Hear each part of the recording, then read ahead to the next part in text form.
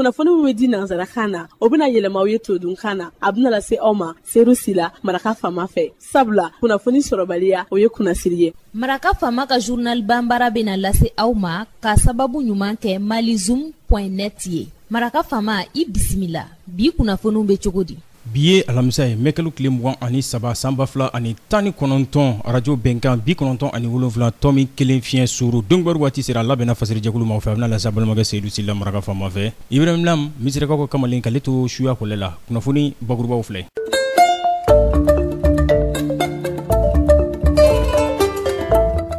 Fangaɲinitɔn min bɛ an fɛ yan n'an ko ma ADP Maliba k'u bɛn'u ka ɲɔgɔnna jɛrɛ tako filanan u bɛna o waleya n'u ko ma congrès ordinaire mɛkalo tile 25 ani a tile 26 Bamakɔ yan ka kuma galontigiya i n'a fɔ minnu bɛ ka munumunu salo kɛ furuba barokɛyɔrɔ la Facebook.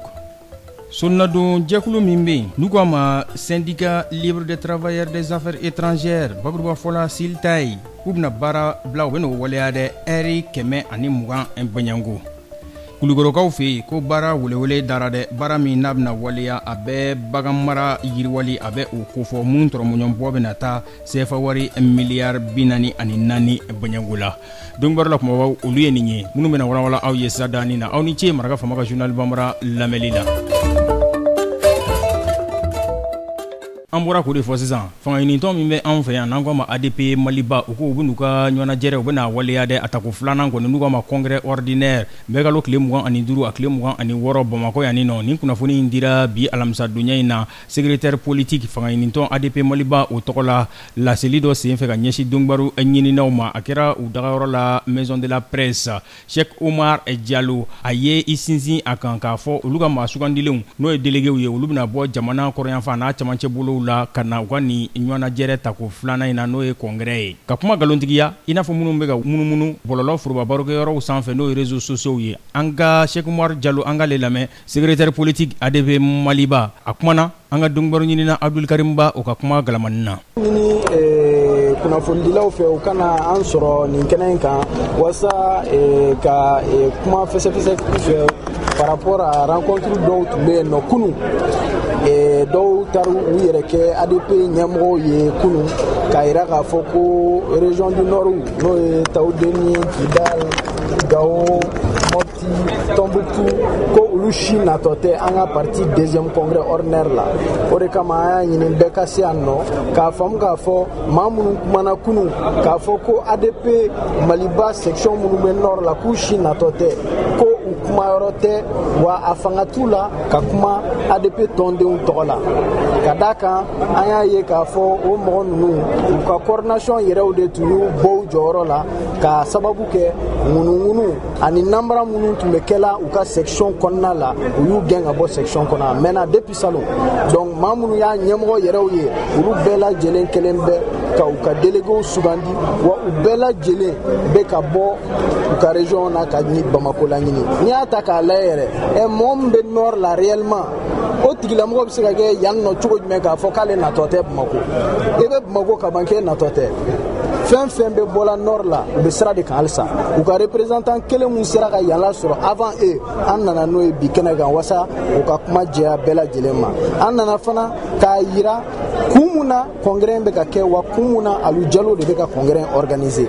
donc an ka avocat min bɛ an ka bureau national sortant kɔnɔ n'o ye maître Sidibe ye comme ale ye juriste ye a tun ka kan ale fana de ka na ka na ɲɛfɔli di jamanadenw ma ka ɲɛfɔli di tɔndenw bɛɛ lajɛlen ma kun mun na Alu Jalo de yamaruyara ka congrès organiser donc bi an sewalen kɔni don ka kumaw ni aw yɛrɛ ka wulikajɔ la. Nin tun ye Cheikh Omar Diallo ye secrétaire politique ADP Maliba o tɔgɔ la tun bɛ ka ɲɛfɔli kɛ u ka congrès tako filanan mun bɛna waleya mɛkalo tile 25 a tile 26 Bamakɔ yan.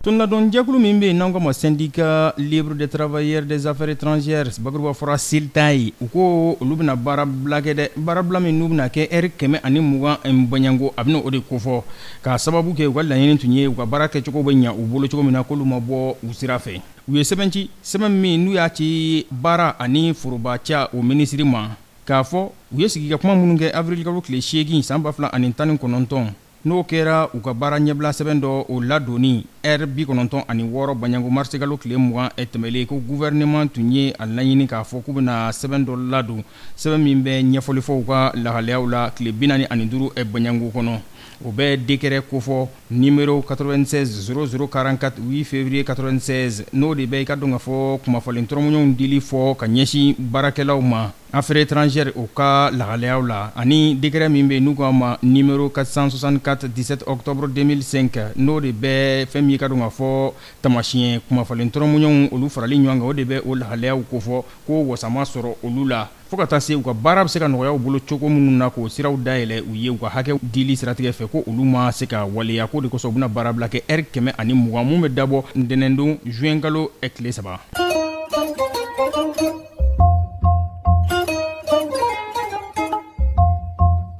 Baarabolo o dayɛlɛla Kulikurokaw fɛ yen. Baarabolo min n'a dayɛlɛla a bɛɛ baarabolo fɔ mun bɛ bagan mara a bɛ o yiriwali siraw taamali ko fɔ. Kulikurokaw fɛ yen nin bɛna waleya ni CFA wari miliyari 44 Banyango ye. U ko nin de ma ko projet mun bɛna ɲɛsin ɲɛtaa sira bagan mara o walakatali ma u k'a ma PADEL M. Nin welewele dara tarata don mɛkalo tile 21 san 2019 Kulikurokaw fɛ yen. Laɲini tɛ dɔwɛrɛ ka kuwa jo kɛ ka kuwa fa kɛ fɛn min ka dɔn ka fɔ bagan mara a bɛ yakubaya cogo min na ani a sanni feerew olu fɛnɛ bɛ se ka nɔgɔya cogo min na. CFA wari miliyari 44 a bɛna don PADEL M in projet in na Banque mondiale bɛna wari min bɔ ni a bɛ kɛ san 3 Banyango kɔnɔ.